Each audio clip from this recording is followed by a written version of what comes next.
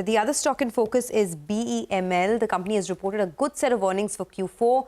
Their margin has expanded, the profit has expanded 65%, while the EBITDA has also seen a good growth. Their order book, though, has missed the FY24 guidance of 14,000 crores.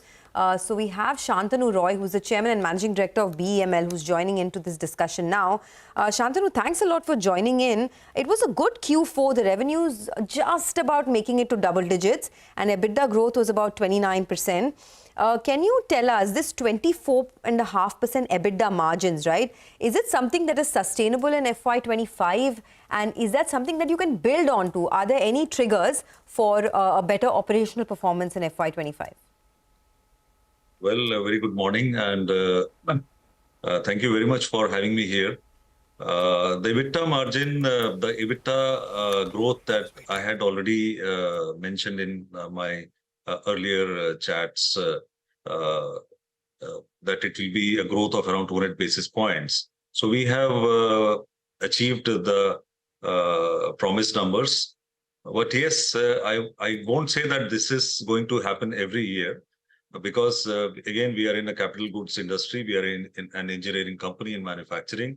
So an EBITDA of 14 to 15% is quite healthy, I would say. So I don't see a similar EBITDA happening year after year, but yes, we will definitely improve upon the EBITDA margin by at least 100 basis points in the current financial year. You're saying that the EBITDA margins at 24.5%, you're saying that in the current financial year, you will be sustainable above 25%, right? Fair enough? 100 basis points higher is what you're looking at. Well, what I meant was that the yearly EBITDA, the overall EBITDA margin for the year 23-24, we have managed to keep it around 12%. A growth of around 200 basis points as compared to the last year's EBITDA, which was 9.9%. Okay. The guidance that I have in my mind is a further growth of around 100 basis points over this 12% EBITDA annually. So, so 13%, right, Mr. Roy? Yeah. Okay. It should be, all right. Should be around 13%, which I feel is fairly, which should be fairly good. No, absolutely. And good morning, Prashant here, and congratulations for a strong set. And you've certainly revitalized the company, and there is a sense of excitement with results, and of course, investors are looking forward to what you can do further. What about sort of top-line growth? What should we expect in 25? Top-line growth, I will maintain it at around 18 to 20% CAGR for 24-25, as well as the coming years as well. Yes, we just barely managed the top-line growth of around 4% in the last year, but there were certain reasons for that. And one of the major reasons was the challenge on the supply chain, challenge on the material, which was beyond our control because of various geopolitical happenings. But in spite of that, we managed to have a growth. We managed to have a improved bottom line with a focus on maximizing the shareholder return, the stakeholder return. And I'm very happy to share that for the first time in the history of BEML, we have announced a dividend of 205%. It has always been around 100%. So that is a major positive from the last financial year. Apart from, of course, the growth in EBITDA, and of course, the diversification and further consolidation and restructuring of the company that we have undertaken, and which is going to pay dividends in the coming years. All right. Hi, good morning, Mr. Roy, and good to see you. And as always, congratulations to you as well as the entire team. I believe that BEML has completed 60 years over the weekend. So good going, and wish you all the best. Now, we've got a couple of details out of the way. 18 to 20% revenue growth, margins at around 13% odd. Break it up for us sectorally. How much of growth do you see coming in from the railways, defense and mining? And what could be the rough revenue mix for FY25? Good morning, Nigel. Thank you very much. Yes, it is indeed a very momentous and joyous occasion for us on completing 60 years of the existence of BEML. The 60th year foundation day celebrations were a mega event. And before I move on to the guidance for 24-25 sector-wise. Let me talk about the numbers, the contribution sector-wise in the 23-24 numbers. So we have seen a huge spurt in the contribution of rail metro vertical to the top line. Last year, it contributed 27% to the top line. This year, rail metro has contributed 38%. Mining has gone down to around 43% from the 50%, which is going to be the scenario in the next, in the coming few years as well. However, the major challenge came in the defense vertical, wherein even though we had the orders, but because of execution challenges, defense could contribute only around 19% to the top line of the company. For 24-25, again, my guidance will be mining, defense and rail metro should put together contribute around 60%. The number is around 57% put together for both of them in 23-24. It will go up to at least 60%. Mining should be around 40%. And that is going to be the trend. I believe somewhere along the line, during the coming years, we will be having a contribution of around 65% from defense and rail and metro, and mining will stabilize at around 35%. Of course, the volumes will also go on increasing. The total numbers that we have planned for the top line, they will also go on increasing in absolute terms. Okay, got it. Now, given that we're in an election year, do you see some headwinds on the order inflows? What can you guide for FY25 in terms of order inflows? And if you could break it up for us sectorally. At the end of the year, what kind of an order inflow number should it be looking like? I was expecting this because Sonia had earlier mentioned that, we missed the guidance of 14,000 crore. So I don't know whether it's because of the election year or not, but yes, there was some more tenders which were deferred, especially in the metro and the rail sector, where around 3,000 crores of orders were deferred, which will now happen sometime between June and September. So that was one of the reasons we missed the guidance of 14,000 crore. For the year 24-25, as I mentioned the last time, the opportunity size for defense in our core capabilities is around 6,000 crore. For the rail and metro put together, it's around 58,000 crore, and mining, the opportunity size that we can see at present is around 3,000 crore. So that will be the opportunity size for us. And the order book guidance, well, if we have a hit rate of 50% for the rail and metro and for defense aerospace, and if we can have a hit rate of 80% for the mining, anything between 20,000 to 30,000 crore to end the year with will be a decent number for us. This MOU that you signed with BEL, right, to develop this indigenous train control systems, can you tell us a little bit about it? What is the kind of timeline that you're looking at? What is the key rationale behind this? What can it contribute to your business?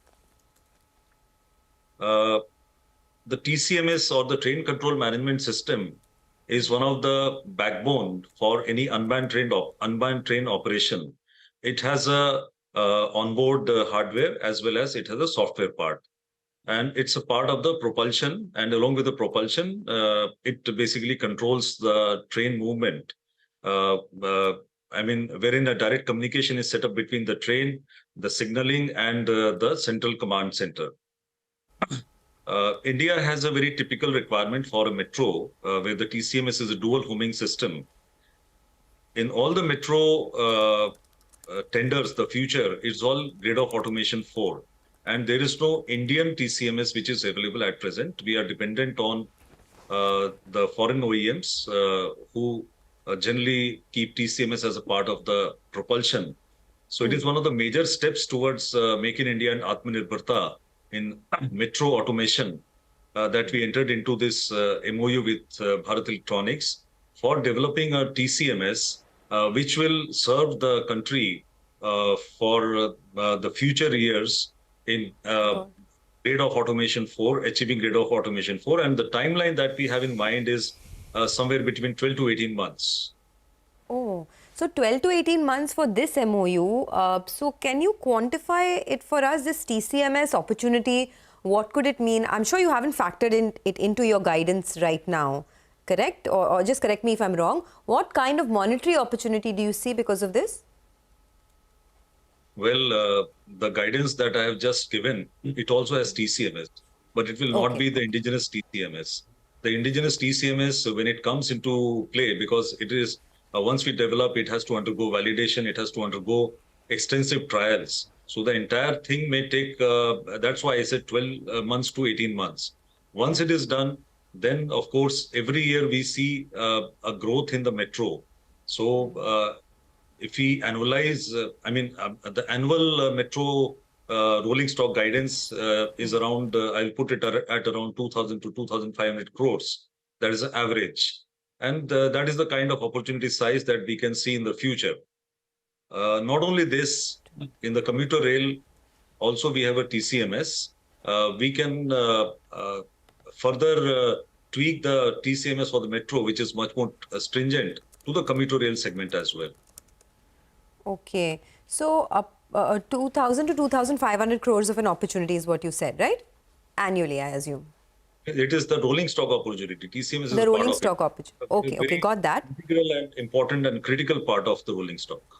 Got it. Any other opportunities from the government's end? I mean, what kind of impetus are we seeing from the government on spending both on rail infra and defense capex? What is the incremental opportunity that you see for a company like BEML? You see, the opportunity size is huge, as I mentioned. Rail, it is not only the various rail-borne maintenance vehicles or the rail grinding machines, basically the track machines, but also the Vande Bharat passenger trains and the semi-high-speed trains. So the opportunity size is huge. As far as defense is concerned, our focus is very much on the engine and the power pack. And apart from the engine and power pack, we are also focusing on the combat vehicles, on the combat engineering vehicles, which is the future requirement of the Indian Armed Forces, along with the mainline combat vehicles for the Indian Armed Forces. We also have taken a route of diversification, and in our endeavor for diversification, we have just set up a strategic business unit of aerospace, wherein we see a huge growth in the coming years. And apart from the aerospace, we have two micro SBUs, which will be under the aerospace. And one of them is the maritime. The maritime and naval systems presents a huge opportunity to a company like BEML. And it is one of our main focus diversification areas. As far as the investments are concerned, we have already undertaken a path of investments, of capital investments. This year, we have planned a capex, which is around roughly around 8 to 9% of our last year's revenue numbers. And this is mainly focused towards enhancing our defense manufacturing capabilities, our engine manufacturing capabilities, and our rolling stock manufacturing capabilities. All right, just want to clear the air, sir. On the order book, currently it's 12,000 crores. You said you'll end the year at what? I said somewhere between 20,000 to 30,000 crores. 20,000. That's a broad range, but we'll hold you at that number, 20 to 30,000. Maybe as the year progresses, we can narrow down on that number. And finally, have you heard anything with regard to progress on the divestment of the company? That's one of the most difficult questions, that you always put across, Nigel. But we want to know about it, sir. If there is any kind of movement, have you heard something?